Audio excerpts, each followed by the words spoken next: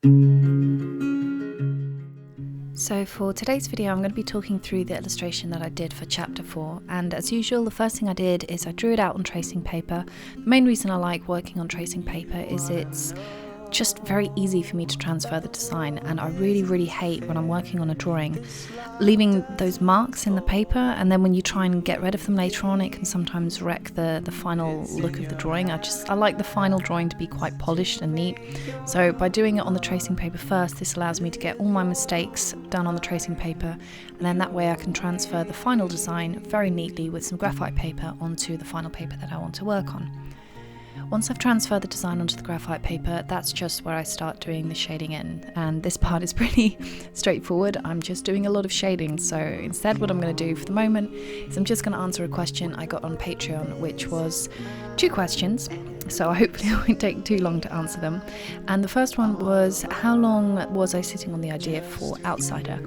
And it's kind of a double answer this, because parts of the story were ideas that I had for a very long time, and anyone who does writing knows that at any given time you have a lot of different stories floating around in your head, but you don't always know where you want to go with them, and Outsider was the first one where I really knew exactly where I was going to go.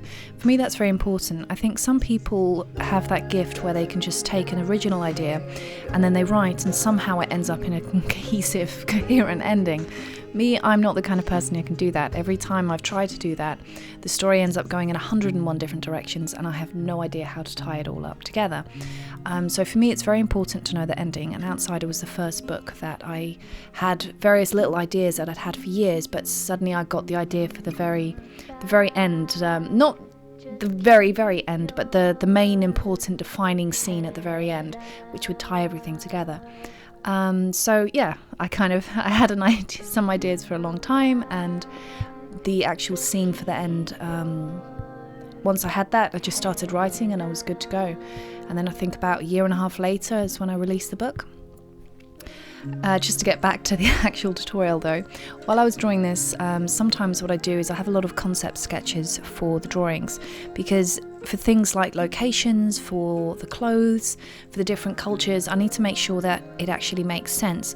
Even just when I'm writing, this drawing I did at the same time as me writing the book, and it was very important for me to know exactly what the Mad Gate looked like, because otherwise it was quite hard for me to describe it. So that allowed me to write the scene better, because I'd already explored the idea a little bit more on paper. So sometimes when I'm doing these illustrations, I'll always make sure that I go back and have a look at my reference sketches, just so that I don't draw something which doesn't really match up with the other ideas I've had or something I've already described in the book.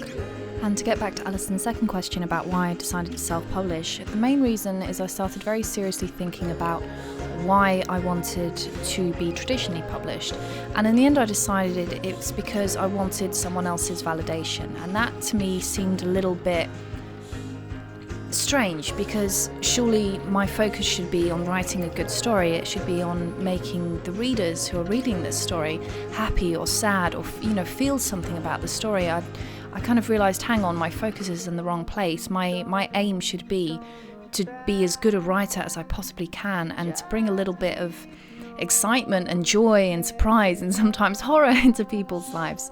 So that's one of the reasons that I decided to self-publish. But the main reason why I decided to self-publish, as morbid as this sounds, is I kind of got this image of myself dying when I'm like hopefully 80 plus 90s years old, and thinking of all the things I would regret.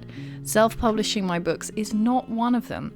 And that was the main thing that made me decide to just self-publish, because I thought, okay, I need to have the right priorities, and my priorities are, I want to write good stories. I want to write stories that make people feel things, whether that makes them happy or sad or angry. I want them to be excited for these characters or scared for them, and that's my focus, and that's what I want my focus to be. Trying to get published just so I can say, oh, I've been published, that doesn't seem like the right focus for me. So that's the main reason I decided to self-publish, really.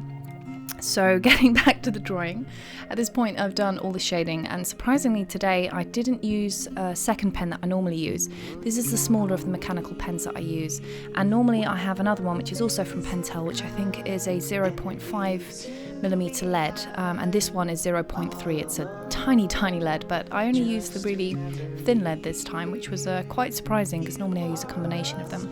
But this little tool is one of my favourites, and it's a disposable eyeliner brush. And the funny thing is that I've used this one for months, so obviously I haven't disposed of it, and the more I use it the more I like it, because the end gets a little bit fluffier.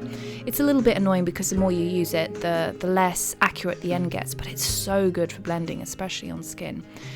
So if you don't have that, use a cotton bud. That also works very well. So I'm just going to finish off the details on the face, and this is the part where I always freak out, because I think if I mess up now I have to completely redo this whole drawing. But this was towards the end of the drawing really. There was just a lot of shading, and once I'd finished off all the shading with my small mechanical pencil, I went over with a darker pen just to really darken all the areas where I wanted to have things a bit more outlined and a bit more defined. And what I like about this pen is that originally the colour goes down quite dark, but then it fades a little bit, so it works out quite well. And that's it, I'm done. Just keep your head up.